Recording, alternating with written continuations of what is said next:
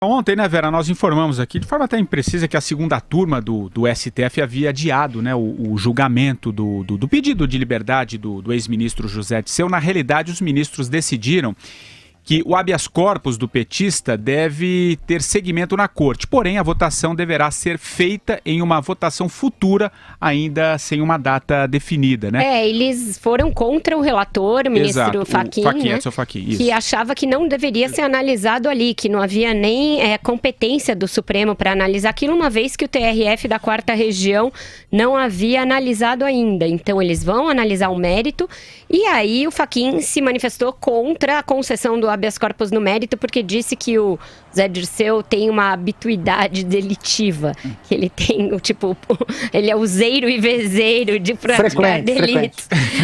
Mas isso, veja que isso não valeu quando eles soltaram, por exemplo, o Genu, que já foi condenado no mensalão. Então, quando o programa estava rolando ontem, ainda estavam sendo tomadas essas decisões. Isso. A segunda turma parece um tanto confusa sobre o que fazer com esses habeas corpus, no momento em que a primeira turma mandou o goleiro Bruno voltar para a cadeia, que era um caso que estava sendo usado como jurisprudência pelos réus da Lava Jato. Será que mudaria se fosse em outra turma o julgamento, o resultado? Mudaria, eu acho, né? Porque os dois que estão na coisa principiológica ali, na coisa da tese de que não se pode manter preso, são o Toffoli e o Gilmar, que são dois desta turma.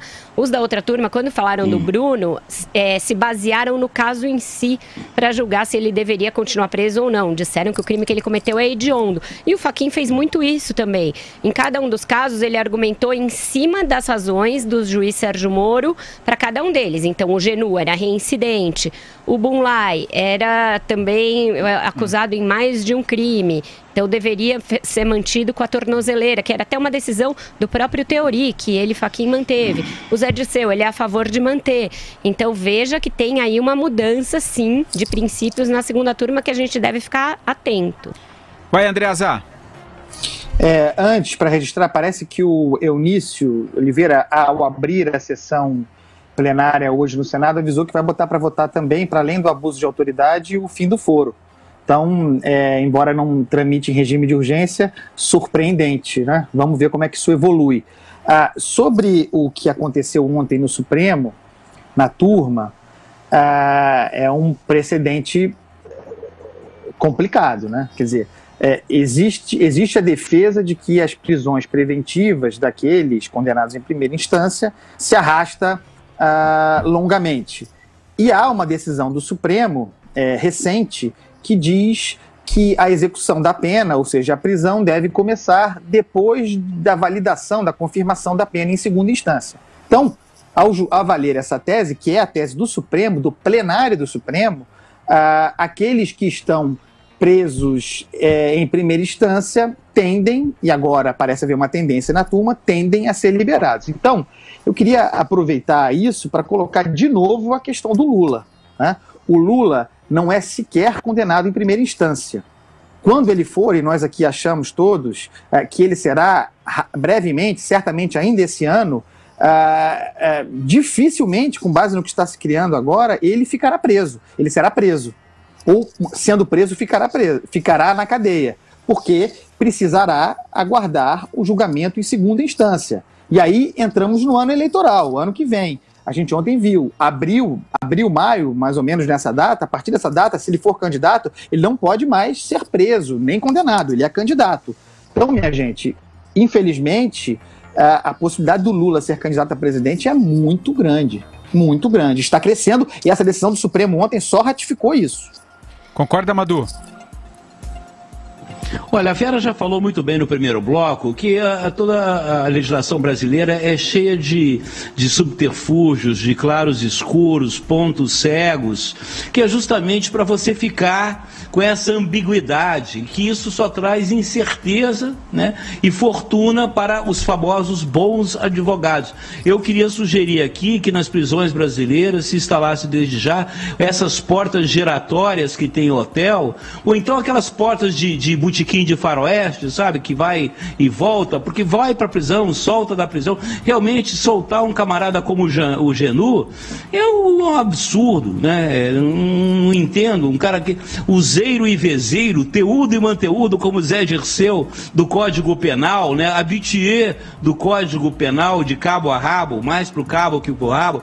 Então, esse tipo de interpretações diversas, como o próprio Andreasa está já há um tempão advertindo aqui sobre o timing do julgamento do Lula, né? E eu já nem sei mais o que é pior para o Brasil, né? O Lula candidato, solto, né? Ou o Lula preso na cadeia, né? O que eu sou preocupado com o bem-estar do Brasil, dos meus concidadãos, e ver esse indivíduo nefasto aí, esse camarada que vai entrar pela porta dos fundos para a história do Brasil, chamado Luiz Ignóbil Lula da Silva, né? Trancando a pauta das discussões importantes para que esse país vá adiante. Aliás, isso é que me deixa mais preocupado, Andressa. Fala. Aliás, Madu, só a título de informação, o juiz Sérgio Moro confirmou o adiamento do depoimento de Lula em Curitiba para o dia 10 de maio, só lembrando que o interrogatório estava previsto para o dia 3 de maio. E ele também livrou o Lula de comparecer às 87 oitivas, né? Ele falou para ele elencar as que são essenciais e a partir disso se falar sobre essa questão da segunda turma. Uma alta fonte aí da Força Tarefa da Lava Jato, questionada por mim sobre isso, mandou o seguinte aqui por WhatsApp: é bastante preocupante a nova maioria da segunda turma do STF, em particular a soltura de um acusado que recebeu propinas mesmo enquanto era julgado pelo STF no mensalão, se referindo ao Genu. Ou seja, havia uma argumentação específica a fundamentar a manutenção da prisão preventiva do Genu, que o Código prevê uma série de circunstâncias. E a continuidade delitiva é uma delas. Ele estava sendo julgado no mensalão e tem relatos de que ainda nessa época, 2012, 2013, quando ocorria o julgamento, ele ia lá na Petrobras e buscava dinheiro. Então foi com base nisso que o juiz Sérgio Moro manteve a prisão e o Supremo agora não entrou nesse mérito, apenas nessa questão mais formal, se a pena deve ser cumprida a partir da condenação em primeira ou em segunda instância. Mas que ok, eu entendo que existe substância jurídica para isso, mas veja que não estamos falando de pessoas que cometeram crimes triviais, né? Fala, então, a gente vê o cenário que está se armando aí, tá? Porque não foram simplesmente os votos previsíveis, porque tem essa base, princípio constitucional do Gilmar Mendes e do Toffoli, a gente já esperava, mas também o decano da Corte, Celso de Mello, os acompanhou. É um fechamento muito forte e que abre o precedente para que todos esses que estão presos preventivamente, condenados em primeira instância ou não, sejam soltos, inclusive o Zé Dirceu. Se eu não me engano, o Celso de Mello votou de um jeito em um caso e de outro em outro, não? Ele votou pelo Bunlai, mas não no Genu. Eu não sei, não tenho certeza, mas eu acho que ele não fechou em todos os casos analisados. Ou no Fernando Moura. Teve algum caso em que ele votou por manter preso? Acho que ele não fechou no Fernando Moura, Vera, mas é uma questão. O Fernando Moura também foi solto e ele era. O Janot pedia para que ele fosse mantido preso porque ele mentiu na delação premiada. Lembra que ele falou, não, menti, aquela papagaiada toda? Então essa era a fundamentação para que eles achavam que ele tinha que ser mantido preso. Eu acho que o Celso de Mello, nesse caso, votou pela manutenção da prisão. Vai, Madu, você, pra gente mudar aqui. Não, só sobre a transferência do depoimento do Lula do dia 3 para o dia 10, eu vou aproveitar mais uma vez para avisar os petecas que estarei lá dia 10, né, representando o 3 em 1, se meus colegas assim o permitirem, claro, mas estarei lá acompanhando o Luiz Ignóbil Lula da Silva, né, no seu tete-a-tete com o juiz Sérgio Moro. Já transferi minha passagem. Petecas, me aguardem lá. Pessoal. Fala. Patrick, é o seguinte. Eu falo isso sempre aqui no programa e eu queria falar mais uma vez. Com todo o respeito pelas pessoas que nos leem, que nos escutam e tal.